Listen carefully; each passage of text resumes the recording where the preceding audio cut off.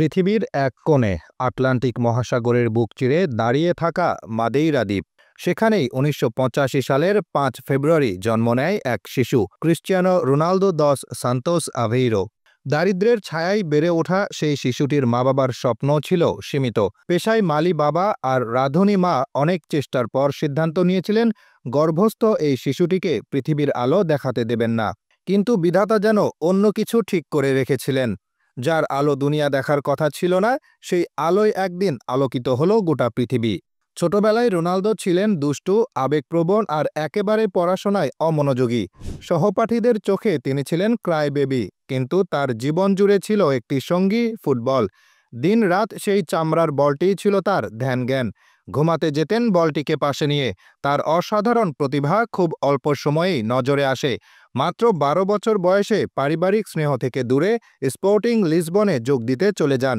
মায়ের অশ্রু আর বাবার নীরব চাহনির মাঝে মাদেইরা থেকে লিসবনের পথে রওনা দিলেন সেই কিশোর, যার জন্য ভাগ্য লিখে রেখেছিল এক অনন্ত মহাকাব্য।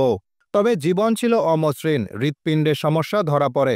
এক মুহূর্তে যেন তার স্বপ্ন ধূলিসাৎ হওয়ার উপক্রম। ফুটবল খেলা ছেড়ে দেওয়ার পরামর্শ দেন চিকিৎসকরা, কিন্তু রোনালদো বেছে নেন ঝুঁকির পথ। অপারেশনের পর সুস্থ হয়ে ফিরে আসেন মাঠে। তখন থেকেই শুরু হয় তার ছুটে চলার গল্প। ২০০৩ সালে ১৮ বছরের এক তরুণ রোনালদো পর্তুগালের জাতীয় দলে প্রথম পা রাখেন। একই বছর যোগ দেন ইংল্যান্ডের ক্লাব ম্যানচেস্টার ইউনাইটেডে। স্যার অ্যালেক্স ফার্গুসনের ছত্রছায়ায় ধীরে ধীরে তার ভেতরের বিস্ময়কর প্রতিভা বিকশিত হতে থাকে। সেখানে কাটানোর সময় তার জীবনের অন্যতম সোনালী অধ্যায়।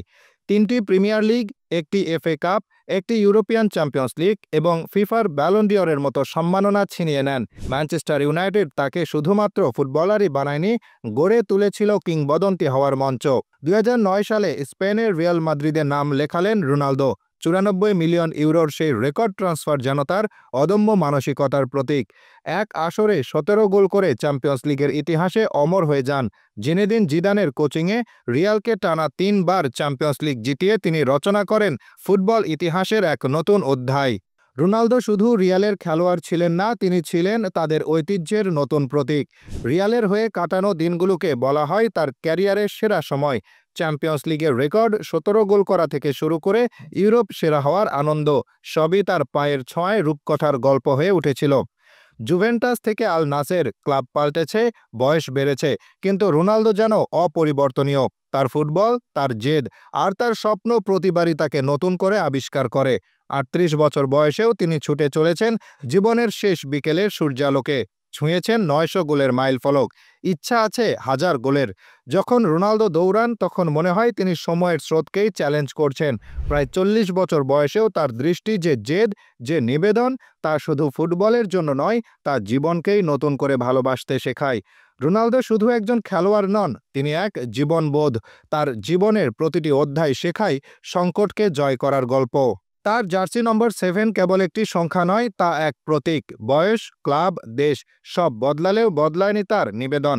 রোনালদো যেন জীবনের প্রতি এক অপরাজেয় যুদ্ধ, যেখানে লড়াই কখনো শেষ হয় না, যে শেখায় সাফল্যের পথে প্রতিটি ব্যর্থতা আর কাঁটা হয়ে থাকা সমালোচনা পায়ের নিচে পিষে জয়ী হতে। মাদেইরার সেই ছোট্ট ছেলেটি আজও দুনিয়াকে শেখায় কিভাবে সীমাবদ্ধতাকে জয় করতে হয়, কিভাবে স্বপ্নকে ছুঁতে হয়। শিখিয়েছে সীমাবদ্ধতার মধ্যেও সাফল্য আসতে পারে। প্রতিটি পদক্ষেপে জীবনের এক নতুন অধ্যায় রচনা করে রোনালদো আমাদের দেখান কিভাবে মাটিতে থেকেও আকাশ স্পর্শ করতে হয়।